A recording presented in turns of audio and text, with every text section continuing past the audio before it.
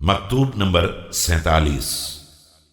آپ علیہ السلام کی وصیت امام حسن علیہ السلام اور امام حسین علیہ السلام سے ابن ملجم کی تلوار سے زخمی ہونے کے بعد۔ بسم اللہ الرحمن الرحیم۔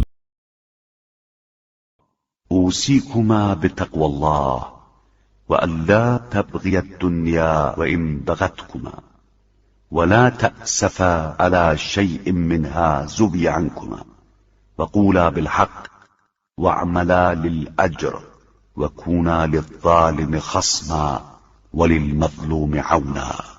میں تم دونوں کو یہ وصیت کرتا ہوں کہ تقوی الہی اختیار کیے رہنا، اور خبردار دنیا لاکھ تمہیں چاہے اس سے دل نہ لگانا، اور نہ اس کی کسی شے سے محروم ہو جانے پر افسوس کرنا، ہمیشہ حرف حق کہنا اور ہمیشہ آخرت کے لیے عمل کرنا، اور دیکھو ظالم کے دشمن رہنا اور مظلوم کے ساتھ رہنا۔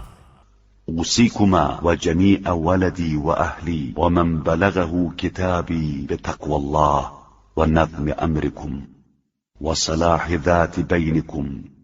میں تم دونوں کو اور اپنے تمام اہل و عیال کو اور جہاں تک میرا یہ پیغام پہنچے سب کو وصیت کرتا ہوں کہ تقوی الہی اختیار کریں، اپنے امور کو منظم رکھیں، اپنے درمیان تعلقات کو سدھارے رکھیں۔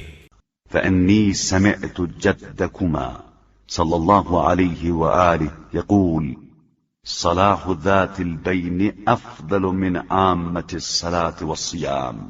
کہ میں نے تمہارے جد بزرگوار سے سنا ہے کہ آپس کے معاملات کو سلجھا کر رکھنا عام نماز اور روزے سے بھی بہتر ہے۔